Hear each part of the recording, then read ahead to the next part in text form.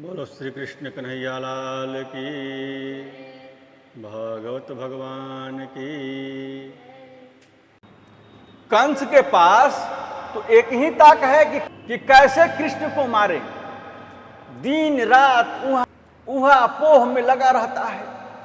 भगवान को मारने के लिए राक्षस भेजे, शंखचूड़, मायासुर, अरिष्टासुर, तीनों के अलग अलग भेजा। तीनों को मेरे गोविंद ने क्रमशः उद्धार किया। इधर नारद के मन में एक विचार हुआ, एक भावना जगी कि मेरे प्रभु तो अपनी लीला करने में व्यस्त हैं। और नारद के नेत्र सजल हो गए। ऐसा कोई नाटक करूं कि मेरे गोविंद उद्धार कर दे कंस का। नारद जी महाराज सीधे कंस के पास पहुंचे और संत नारद जी मथुरा में पधारे। कंस ने उनका स्वागत किया, आइए भगवान पधारिए। नारद जी ने क्या क्या पधारे राजन, ये बताओ कृष्ण बलराम को कब मारोगे। 11वें वर्ष में प्रवेश कर गया कृष्ण। कंस ने कहा क्या बताऊं भगवान, मैं चून चून कर राक्षस को भेजता हूं उन्हें मारने के लिए, लेकिन जाते ही मारने को समाचार मिलता है कि स्वयं मर गए। मन में बड़ी बेचैनी है। नारद जी से बोला कंस कहिए क्या आज्ञा है। बोले भगवान शिव ने जो धनुष जो तुम्हें दिया है वो धनुष यज्ञ का एक अद्भुत मेला रचो। आसपास के जितने भी ग्रामीण अंचल के प्रेमियों को उसमें आमंत्रित करो। कृष्ण बलराम के प्रति भी सहानुभूति का प्रदर्शन करो।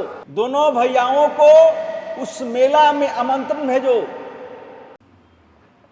अक्रूर जी कृष्ण के काका होते हैं, उन्हें उस कार्य के लिए उत्प्रेरित करो। अक्रूर जब कृष्ण बलराम को लेने जाएंगे और ले आएंगे तो दोनों भाई मेला देखने में लगे रहेंगे, तब दोनों को धोखे से मार देना। एक कार्य तुम्हें करना है। कंस ने कहा आपका आशीर्वाद रहा तो ये भी पूर्ण हो जाएगा। मैं कुछ सुनना नहीं चाहता, मैं तो परसों तुम्हारी विजय देखना चाहता हूं। अब कंस महाराज को विजय मिल गई। ऐसा कहकर संत नारद वहां से सीधे श्रीधाम वृंदावन में आए। अब मेरे कृष्ण बलराम दोनों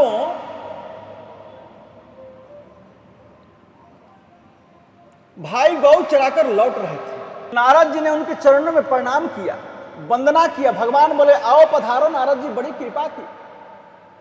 ये सुनकर नारद जी बोले भगवान ने बताया कि कंस का उद्धार कब करेंगे, पापी कंस को कब मारेंगे।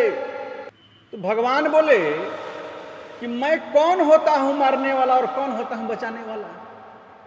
जीव जैसा कर्म करता है वैसा है उसको फल भोगना पड़ता है। इतना जरूर निश्चित है कि कंस ने जो पाप कर्म किया वो घड़ा पूरा भर चुका है और उसका फूटना भी सुनिश्चित है। नारद जी बोले कि मैं कुछ सुनना नहीं चाहता, मैं तो परसों आपके हाथों कंस को मरा हुआ देखना चाहता हूं। भगवान मुस्कुरा कर बोले और वहां क्या कहकर आए हो। वहां मेरे बारे में कहकर आए, यहां उसके बारे में कहते हैं और तारीख दोनों को परसों ही दे दी। तो संत नारद बोले कि भगवान आप तो जानते हैं कि मेरे प्रकृति को मैं वही कहता हूं जिसमें पूरी प्रजा का हित चिंतन रहता है। पूरी प्रजा का हित चिंतन रहे वही कार्य मैं करता हूं, वही मेरे मन का भाव रहता है। इधर रात्रि में ही कंस ने अक्रूर जी को बुलाया, जो बड़े भावुक हैं, बड़े स्नेही हैं। श्रीमान अक्रूर जी कैसे बुलाया राजन कहिए। कंस ने कहा कि देखिए अक्रूर जी, मैं छुपाना तो कुछ जानता नहीं हूं। गच्छनंद व्रजम तत्र सुतावान कुदुंदु में आसाते ताविहानेन रथे नानयमाचिरम। आपको वृंदावन जाना है और वृंदावन में जाकर आपको एक काम करना है कि आनक दुंदुभि वासुदेव जी के जो 2 पुत्र हैं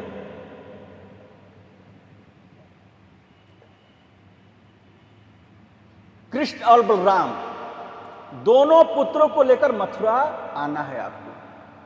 अक्रूर जी ने सोचा कि इस दुष्ट के मन में श्री कृष्ण बलराम को बुलाने की भावना कैसे जग गई। अक्रूर जी बोले कि क्या करोगे तुम, कृष्ण बलराम को बुलाकर कौन सा प्रिय काम करना चाहते हो।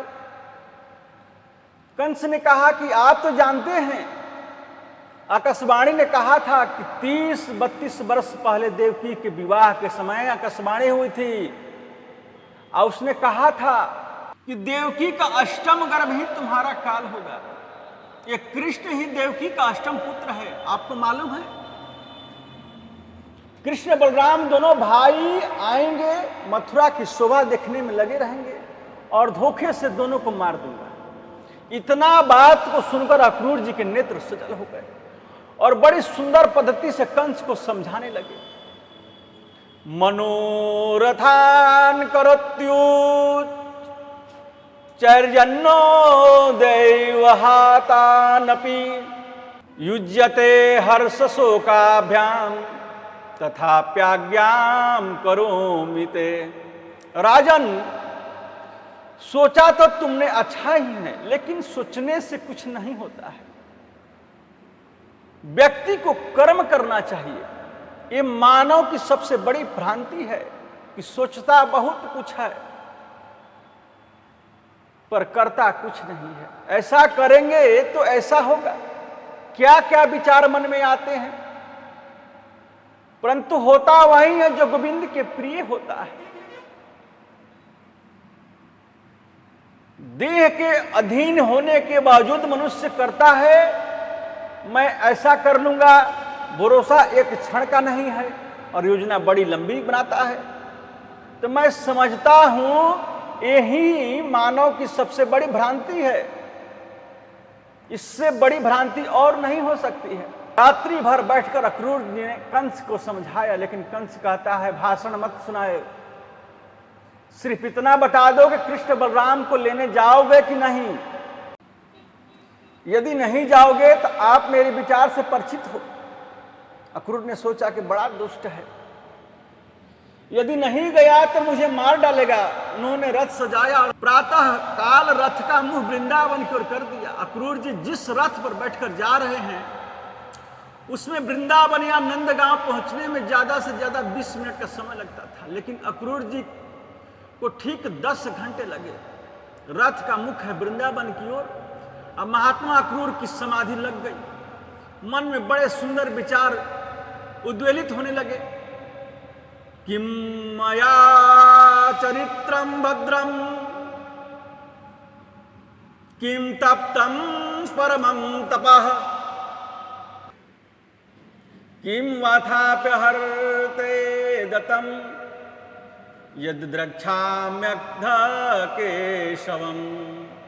अक्रूर जी के मन में विचार करते हैं कि ऐसा कौन सा सुंदर कार्य मैंने किया है, ऐसा कौन सा सत्कर्म किया है कि आज केशव का मैं दर्शन करूंगा। मेरे लिए सबसे बड़ी दुर्लभ बात यही है कि श्री कृष्ण का मुझे दर्शन हो जाएगा। बड़े बड़े मनीषी दर्शन के लिए तरसते हैं लेकिन कर नहीं पाते। आज वही परमात्मा अखिलेश्वर मुझे काका कहेगा, बाबा कहेगा, पता नहीं क्या बोलेगा। ऐसा सोचते सोचते संत अक्रूर की समाधि रथ में ही लग गई। परिणाम यह हुआ कि जो घोड़ा है चलना भूल गया। कहीं जलाशय है तो पानी पीने में तन्मय हो गए, कहीं हरी हरी घास है तो चरने में लग गए। परिणाम यह हुआ कि 15-20 मिनट के बदले 10 घंटे का समय वृंदावन पहुंचने में लग गया। और जहां से वृंदावन की सीमा प्रारंभ होती है वहीं से अक्रूर जी रथ के नीचे कूद पड़े। मेरे बाल कृष्ण प्रभु गौ चराकर लौट रहे थे। अक्रूर जी को जैसे ही श्री कृष्ण ने देखा तो मन में बड़े प्रसन्न हुए। काका जी आ गए, काका जी आ गए। महात्मा अक्रूर जी तो भाव विहित हो रहे हैं। आज पहली बार उनके चरणों की ओर प्रणाम करने दौड़े तो कन्हैया ने स्वयं प्रणाम किया और बोले आप तो हमारे पूज्य काका जी हैं, आप हमें प्रणाम कर रहे हैं। अक्रूर जी के नेत्र सजल हो गए और बोले, तुम्हारा यही नाटक तो विचित्र है लाला, लेकिन मैं यहां क्यों आया हूं ये बताना तो कोई बहुत जरूरी नहीं है। कन्हैया बोले, कंस ने हमें मारने के लिए मथुरा बुलाया है। काका जी, आप मेरे ब्रजवासी सखाओं से ये बात कभी मत बताना कि कंस ने हमें मारने के लिए बुलाया है। ये लोग रो रो कर मर जाएंगे। यही मेरी याद में इनके जीवन सर्वस्व केवल मैं ही हूं। श्री कृष्ण बलराम श्री अक्रूर जी को लेकर महल में पधारे। नंद जसोदा उनका बहुत सत्कार किया। भोजनादि से निवृत्त होकर नंद जसोदा अक्रूर जी के पास बैठे। उधर पूरे वृंदावन में समाचार फैल गए कि कोई परदेसी आया है। रात्रि में नंद जी ने पूछा, कहिए कैसे आना हुआ? अक्रूर जी बोले कि मैं कृष्ण बलराम को लेने आया हूं। कंस के यहाँ बहुत बड़ा धनुष यज्ञ का मेला लगा है। आसपास के सभी ग्रामीण अंचल के लोग जा रहे हैं, इसलिए मैं उन्हें लेने आया हूं। मैया यशोदा भोजन करने बैठी थी। उन्होंने जैसे ही श्री कृष्ण बलराम को ले जाने की बात सुनी, उनके हाथ से ग्रास छूट गए। रोती हुई बोली, मेरे प्राणों की आवश्यकता किसी को तो मैं सहर्ष दे सकती हूं, लेकिन कन्हैया को अपनी आंखों से दूर नहीं कर सकती। कृष्ण बलराम दोनों मचल गए। मैया तू हमें कबहू कहीं जाने ना देवे, हम तो जाएंगे। अब रोने ही लगे। नंद जी ने कहा, कब तक बच्चों को छुपा कर रखोगी? कभी तो इन्हें जाना ही होगा। सुनो देवी, तुम ज्यादा चिंता मत करो।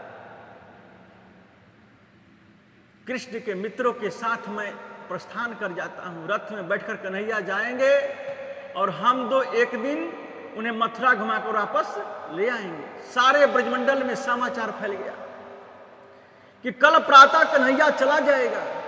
मैया यशोदा की आंखों की नींद उड़ गई। हजारों गोपियां कृष्ण के महल के द्वार पर खड़ी है। कृष्ण के मित्र और बाबा तो बैलगाड़ी में प्रस्थान कर गए। अर्धरात्रि का समय था।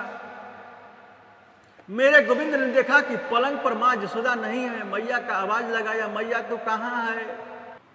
जाकर देखा कि मैया खंभे से सर लगाए बैठी है। मैया की गोद में बैठकर मेरे कन्हैया मैया के आंसू पोंछ रहे हैं और पोंछकर कहा, मैया तू काहे को रोवे? मैया ने कहा कि लाला, मैं सोची हूं कि तू कल मथुरा चले जाएगा, तो तेरे बिना एक एक पल जीवन का कैसे व्यतीत करूं? गोविंद बोले, मैया तू चिंता मत करो।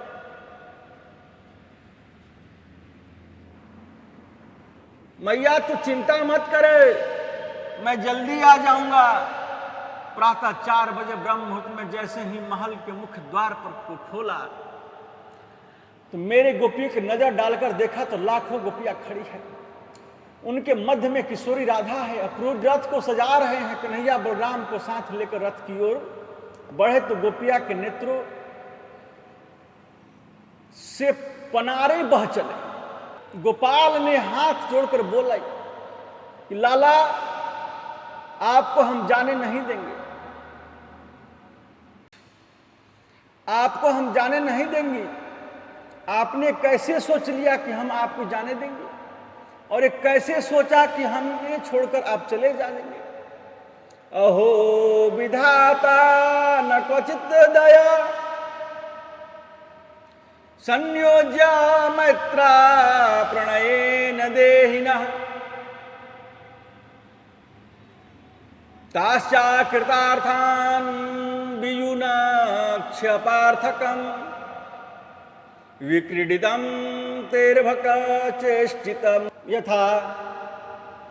गोपियों ने विधाता की ओर देखकर कहा कि हे विधाता, तुम्हारे मन में जरा भी करुणा नहीं है, जरा भी तुम्हारे मन में प्रेम नहीं है।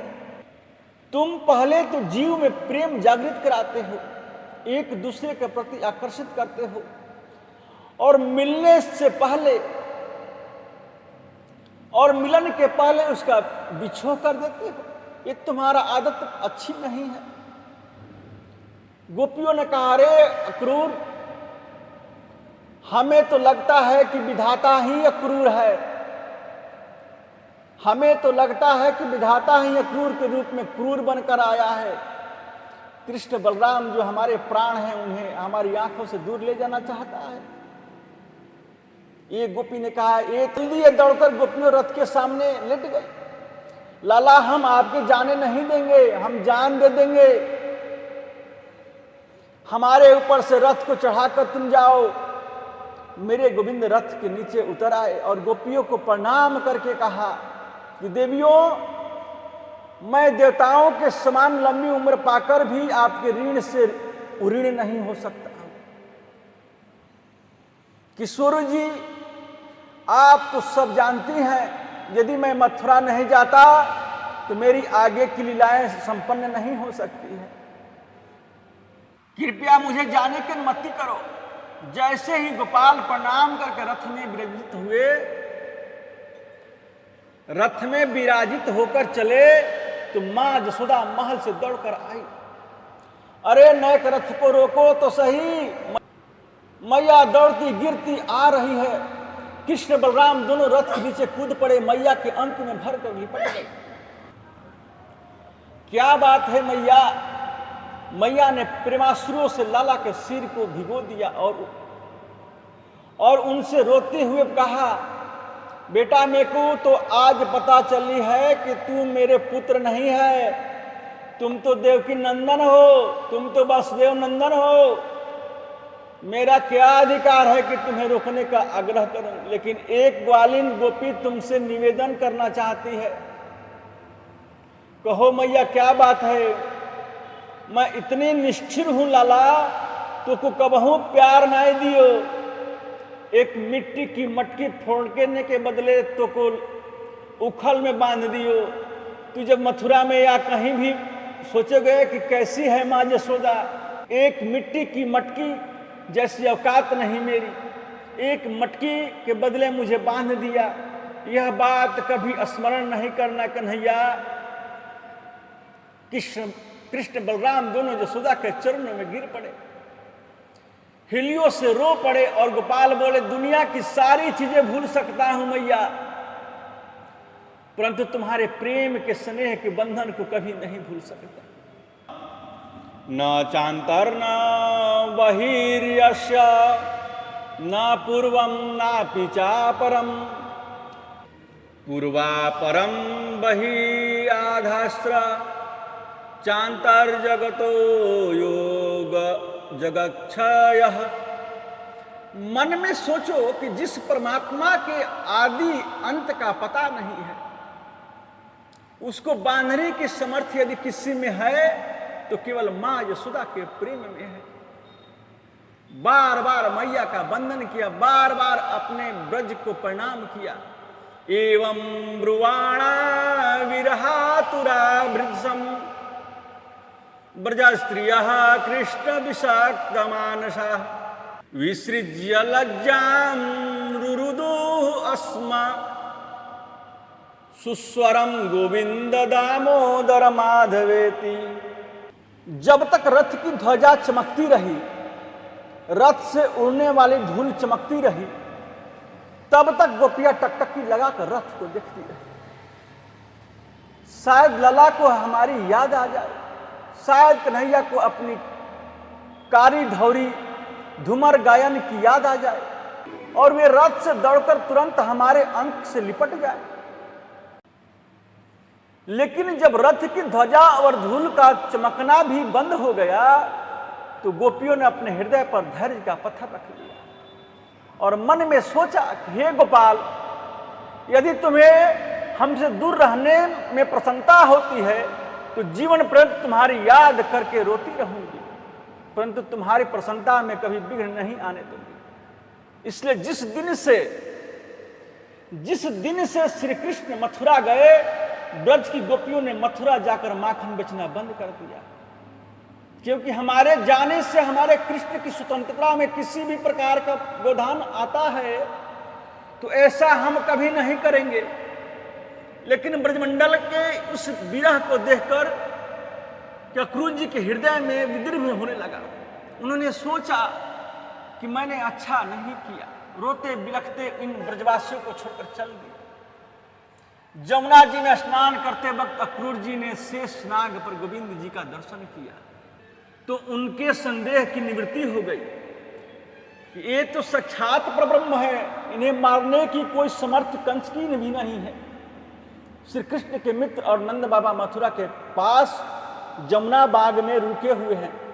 कृष्ण बलराम ने जाकर उन्हें प्रणाम किया। नंद बाबा बहुत प्रसन्न हुए। अच्छो लाला तू आ गए? कन्हैया बोले बाबा मथुरा नगरी दूर से तो बड़ी अच्छी दिख रही है। अक्रूर जी बोले ये तो सुंदर सुंदर अटालिकाएं दिख रही है ना कन्हैया, उन अटालिकाओं के मध्य में ये मेरी कुटिया भी है। मेरा मन तो रहा था कि रात्रि विश्राम करने के लिए आप मेरे घर पधारिए। कन्हैया बोले काका जी अभी मैं किसी घर आने के लिए बाध्य नहीं हूं, मुझे क्षमा करें, वैसे समय मिलने पर मैं प्रयास करूंगा। ऐसा कहकर संत अक्रूर जी को विदा कर दिया।